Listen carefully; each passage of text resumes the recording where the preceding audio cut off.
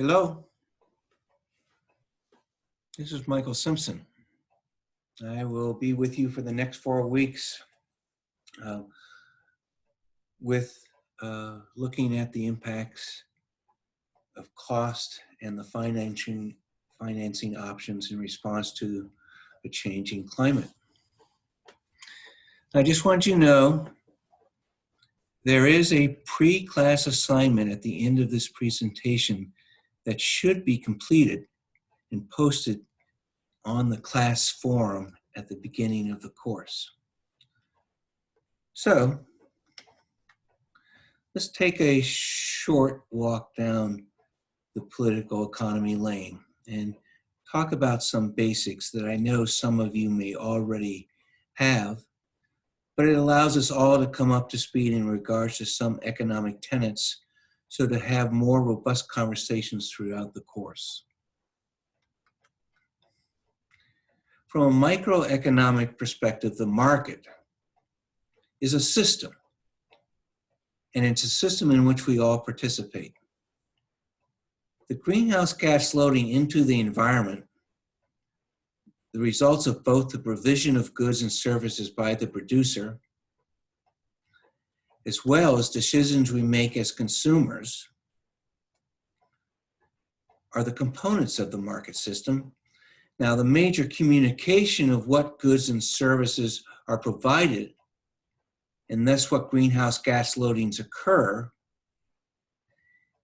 is the price of the goods and services that we consume. The price puts on the goods and services are the costs of production, and these costs are capital, which is production space and equipment, labor, natural resources that are required to make products or provide services. And the price will also include a profit margin above the cost of production.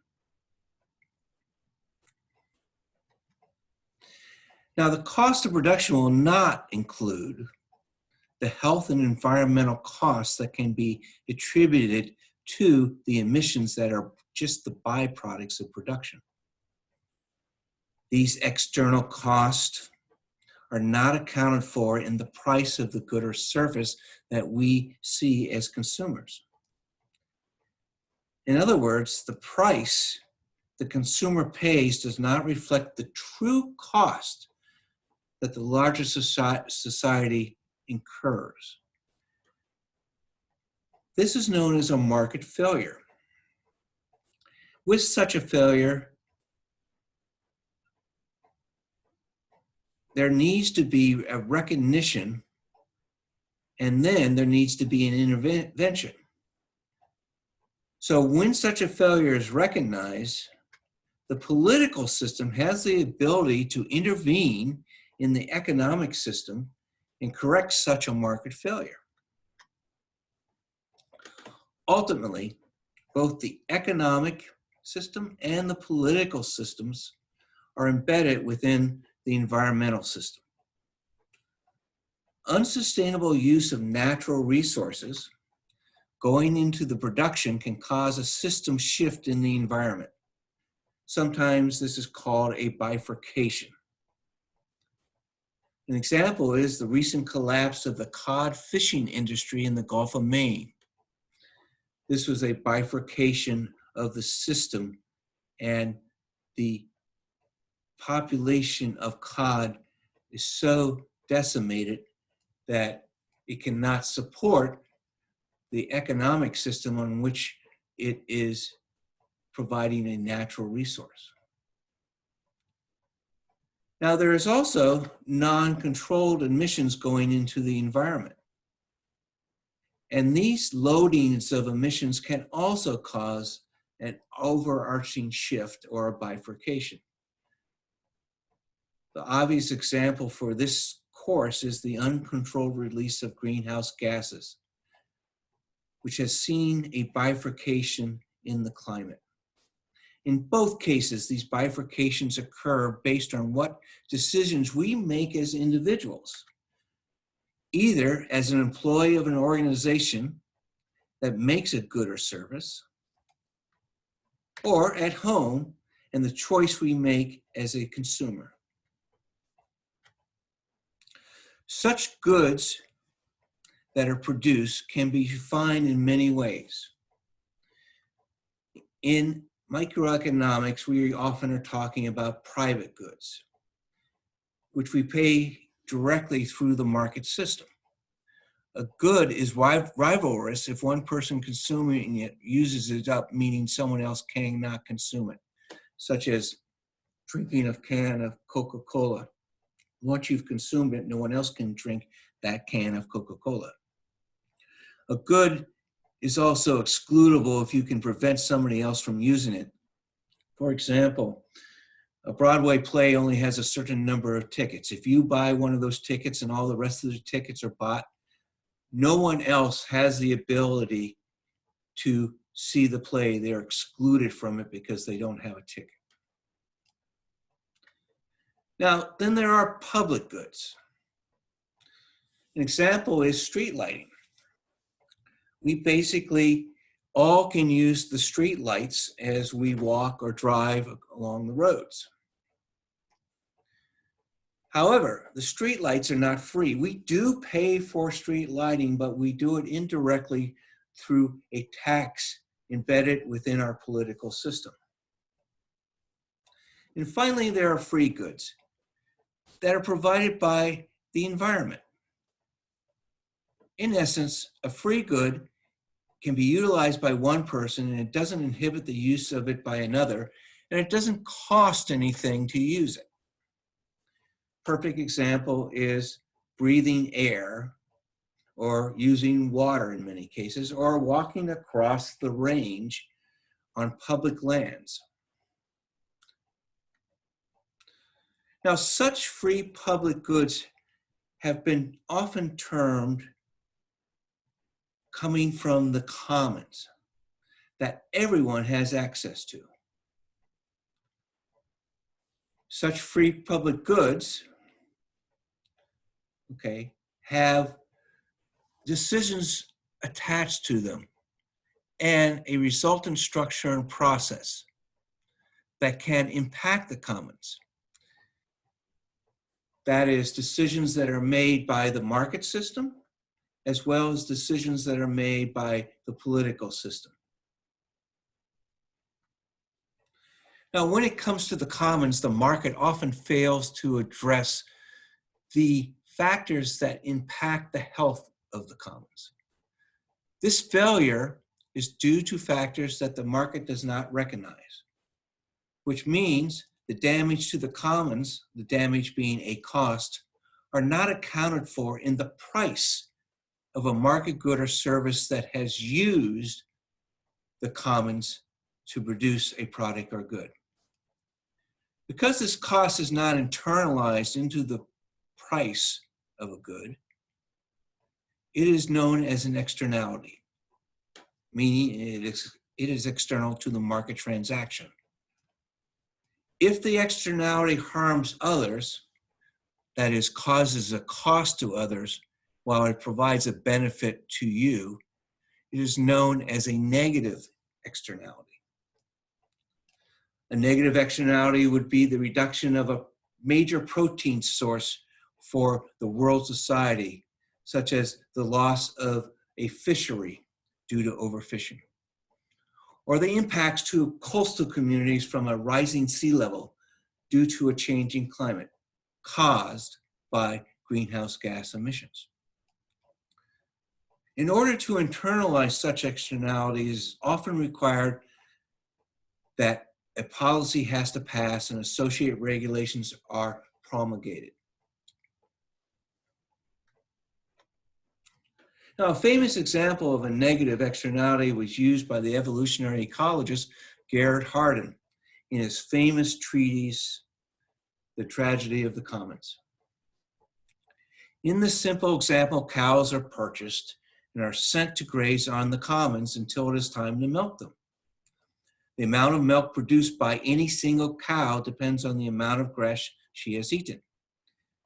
In this example, the cows are on public land and the grass is free to be consumed. Now, hypothetically, consider that every farmer has one cow on the commons and thus produces an equal weight of milk. However, then Farmer George decides he's going to add a second cow to the commons.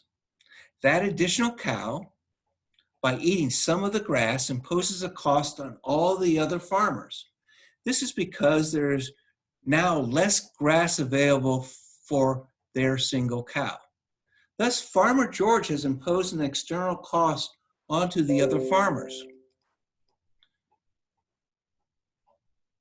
while reaping a personal benefit of increased milk production due to having that extra cow.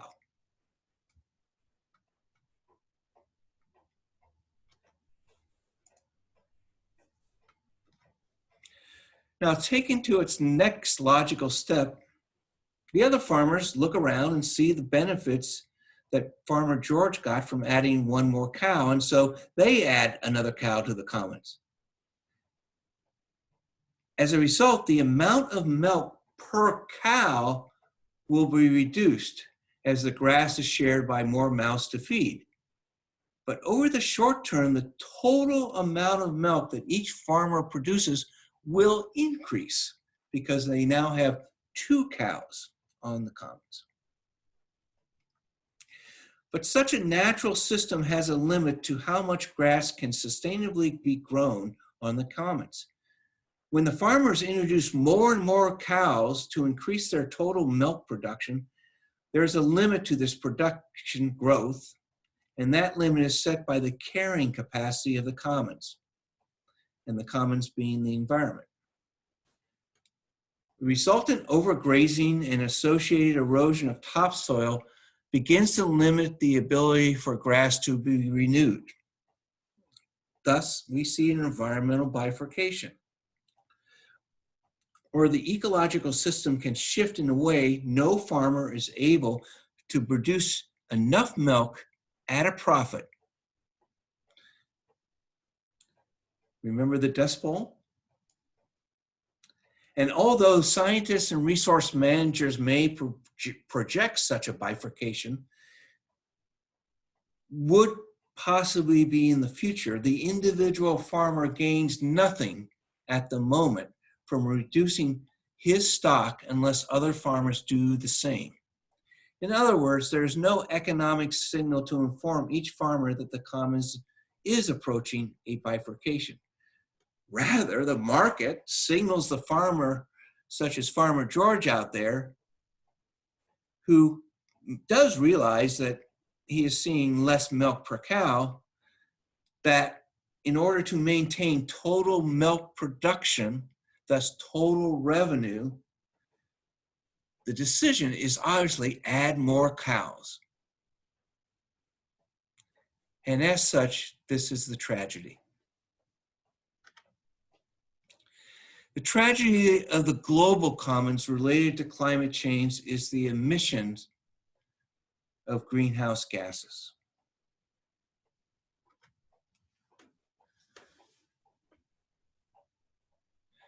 There are economic incentives not to incorporate the negative effects, the externalities of such emissions into the cost of production.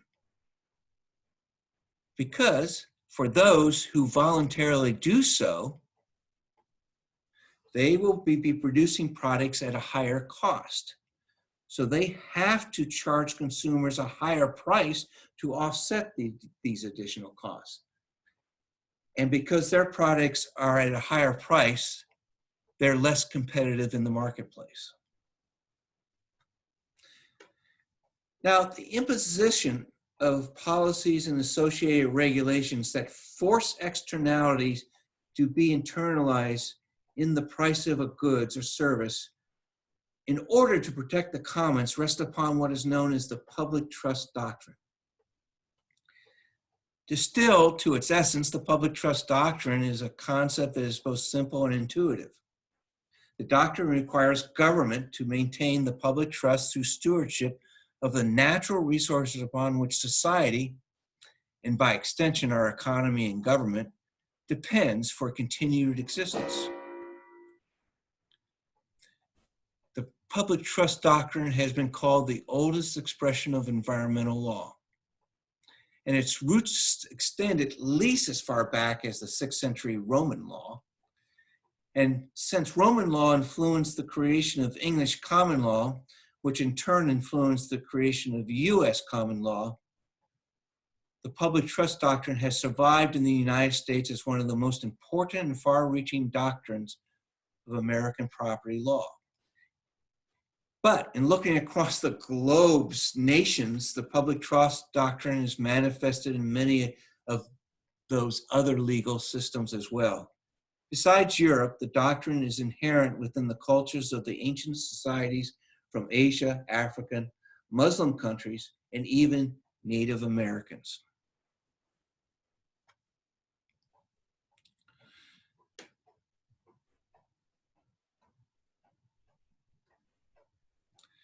Now, in the US, to protect the public trust, the government has historically intervened in the market by, for example, setting natural resource extraction quotas, such as limiting the amount of fish that are taken, or setting emission standards at the end of the pipe, such as both water emissions as well as gas emissions coming out of stacks. And there would be fines for non-compliance. So there is a threat of a cost that would be imposed if people did not comply. As such, these regulations force producers to expend their funds to meet such regulatory standards. Now, these added production costs to meet regulatory standards are passed on to the consumer through higher product prices.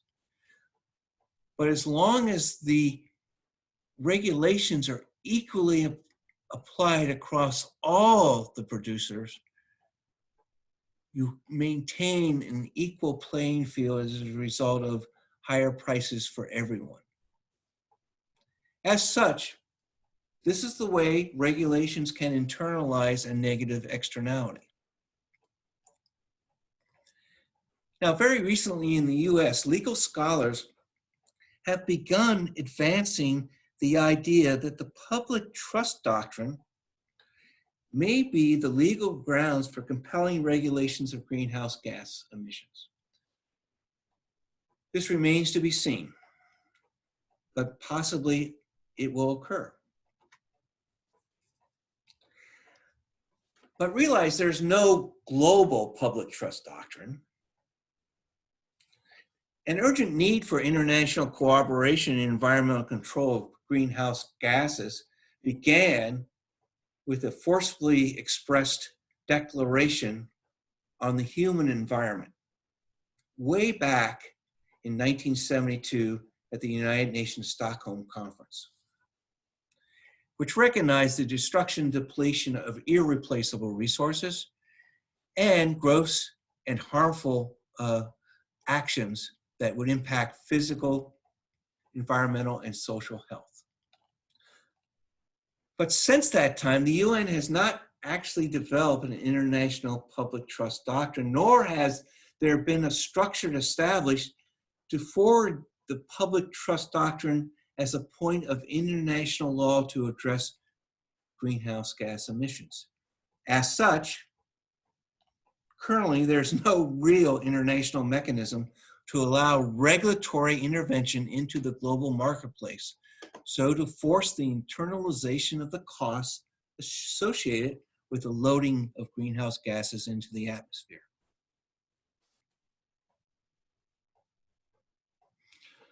One attempt for international market mechanisms to control greenhouse gases was developed under what was called the Kyoto Protocol in 1997. This approach was based on what's called an emissions trading dynamic.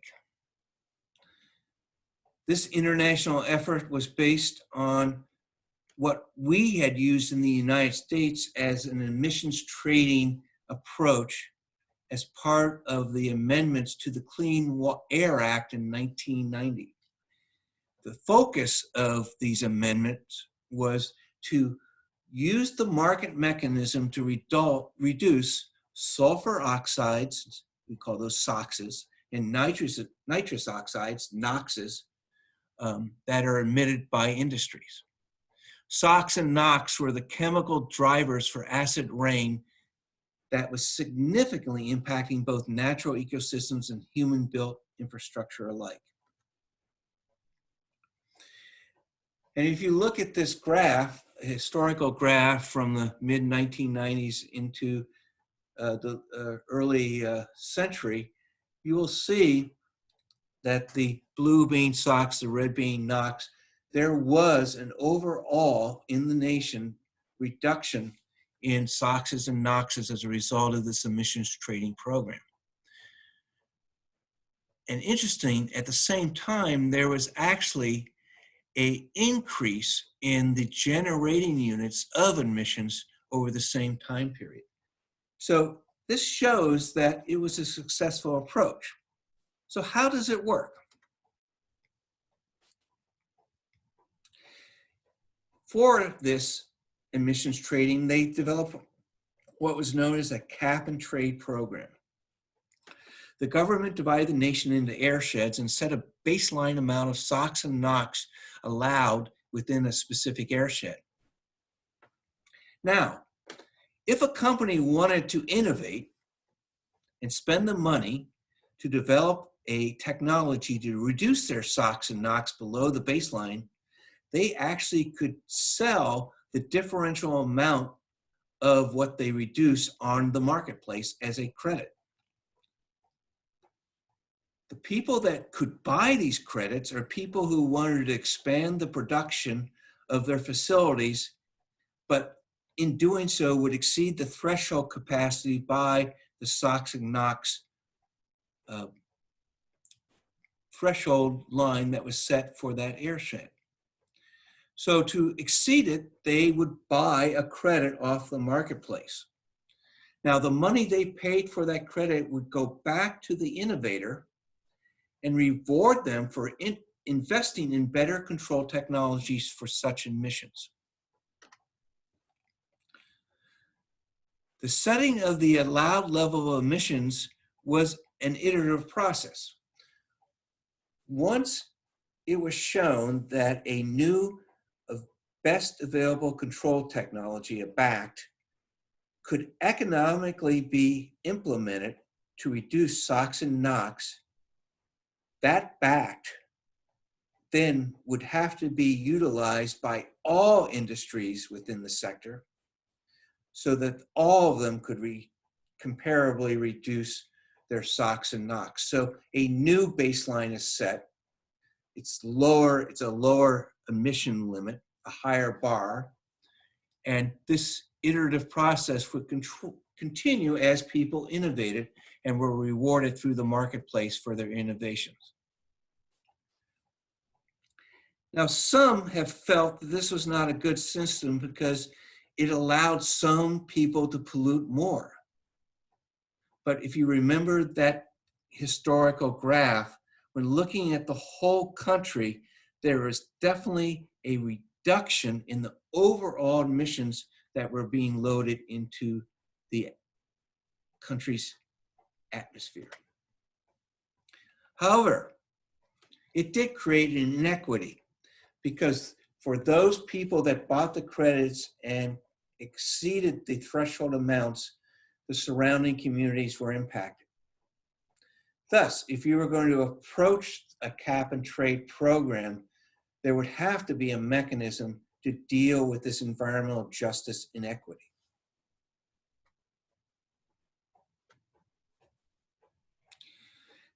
Now, the Kyoto Protocol wanted to use such a cap and trade approach for greenhouse gases.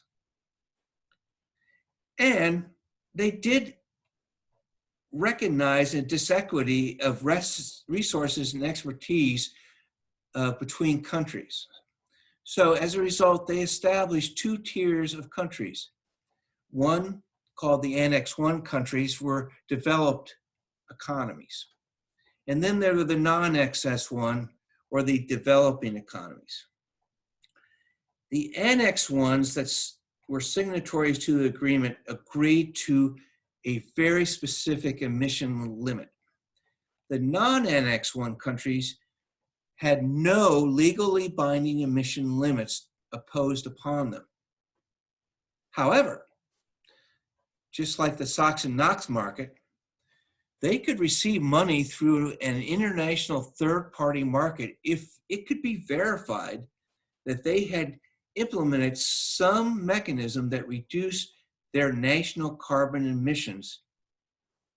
And by doing so, they sold the credits on the market and they received the funds that helped to improve how they address greenhouse gases. Now, Al Gore represented the US at Kyoto, and President Clinton signed the protocol. And since a binding treaty had to be ratified by the Senate, it was sent over to the Senate for approval. Now, the debate in the Senate brought out some shortcomings of the protocol, and it did not get ratified in the form that it was sent to by Clinton. And then Clinton was superseded by Bush, and when Bush took office, he signaled that his administration would not pursue ratifying the treaty any further.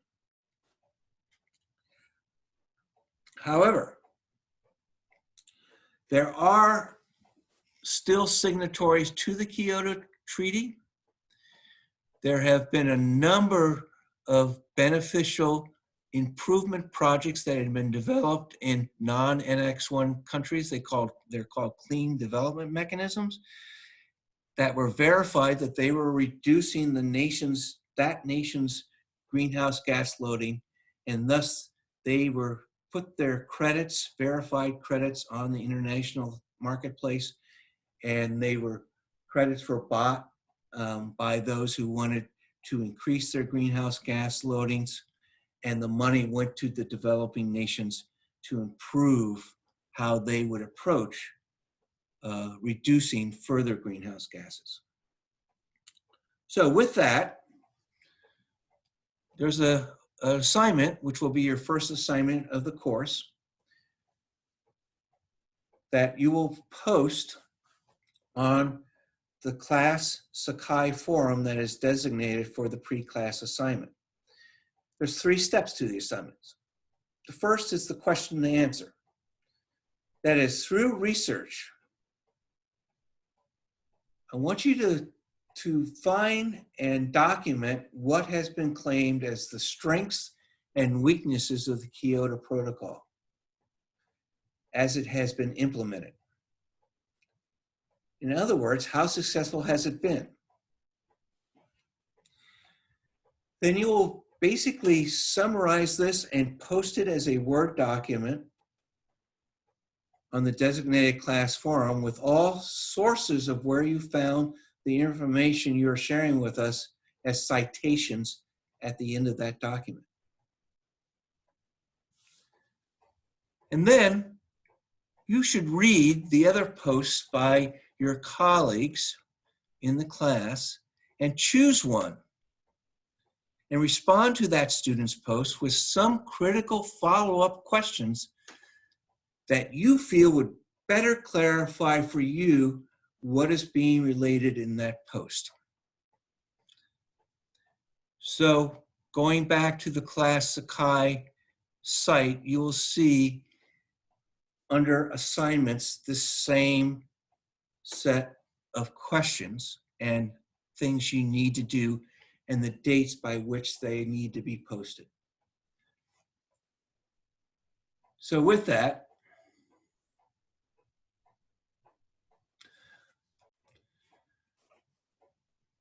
I will stop here. There will be some other YouTube presentations that will be presented at the beginning of each section of the course as background material that will lead to you following up with specific questions and assignments. So thanks for listening, and I will Be communicating with you soon.